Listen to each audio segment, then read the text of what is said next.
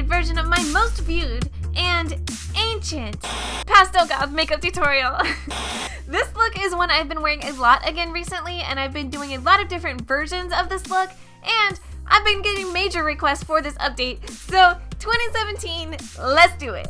Alright, let's start this off the same way as usual. Base makeup. Primer, foundation, concealer, powder. I am holding off on bronzer, blush, and highlight for now since this is a heavy eyeshadow look, and don't know what the fallout situation is going to be like, so just laying out a good base for now, but you could also just skip this step and do your whole face later, up to you. Okay, for my eyes, I am going to start with a primer and then add shadow from light to dark. So I kick it off with white on and below my brow bone, and then I add a light blue in my crease, followed by a darker blue, and then a dark purple, blending each step as I go. I love the cool tone blues and purples of this palette from BH Cosmetics, although I will say that these shadows in this palette aren't the most blendable shadows ever, but because of the awesome matte color choices, cheap price, and its accessibility for you guys, it's what we're using today. If you're looking for some higher end eyeshadows for this look, I would recommend either Smashbox's Cover Shot in Bold, which is some of the most blendable shadows I have ever used, and of course, Kat Von D's new Pastel Goth palette, because duh. Now moving to the lower lid, I am first adding a light pink, and then following that up with a hot pink on top, and then blending them out. For the area where the two colors meet, I am using purple to blend them together, since blue plus red equals purple, so it makes an easy transition color for this look.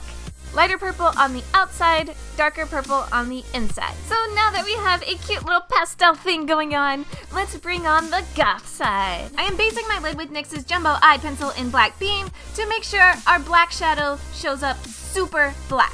Color it right on your eyelid and then blend it with your finger to make it even and soften it up. Next, I take NYX's Primal Colors in Hot Black and just start packing that onto the lid. And then I start softening up the edges. Black can be a really difficult color to blend out, especially when you're contrasting it with soft pastels. So I'm just softening up the edge as much as I can, and then I go back in and add some more of that transitional purple to help make it a little bit smoother. If my other colors start to get lost in the darkness, I add a little more of those blues until I have it how I like it. Don't be afraid to add color or revisit and deepen up areas you think you need to when you're blending. It's all about preference really, so once it looks how you like it, move on. Now I am going to take that black Jumbo Eye Pencil and tightline my eye.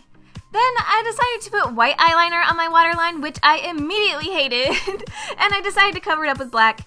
TBH, making this up as I go.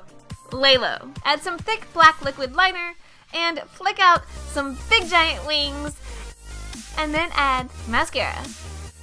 While my mascara is drying, I'm going to go ahead and do my brows to kind of tie the eye look all together, taking Tarte's Clay Pot Liner in Fairy Wings.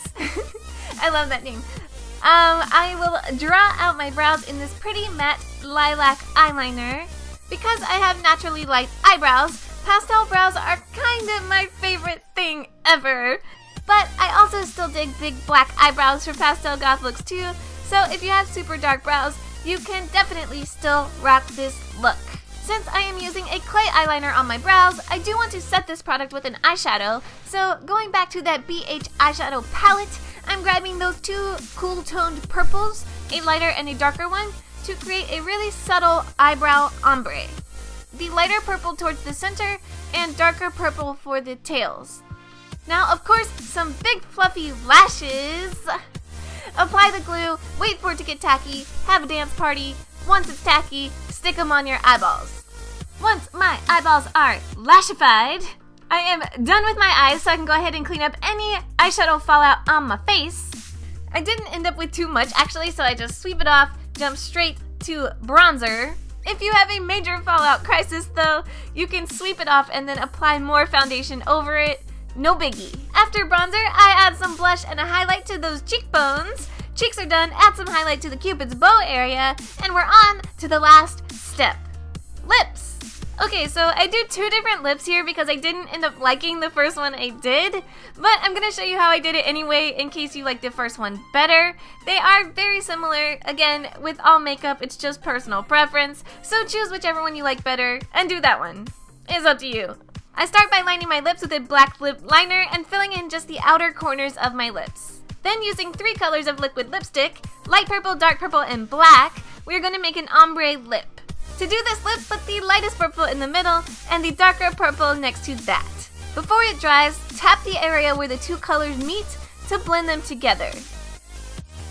Now add black on the outside and again blend it by tapping it before it dries.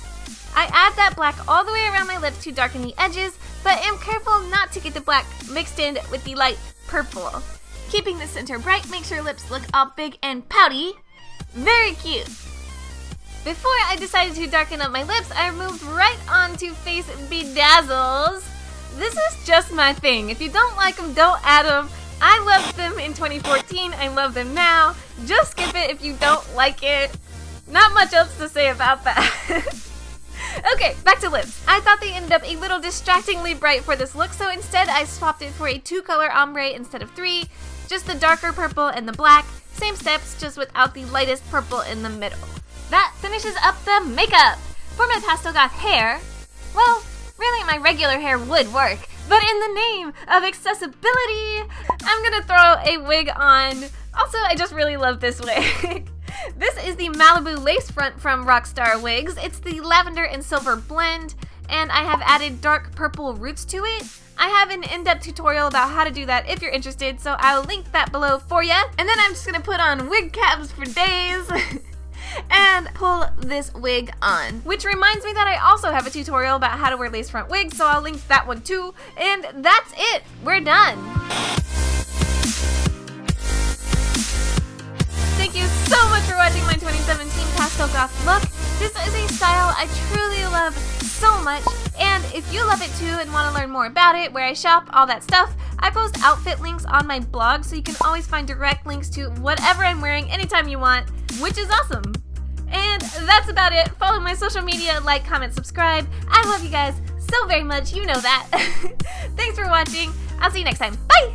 Look, you can watch this video here or that video. You can subscribe.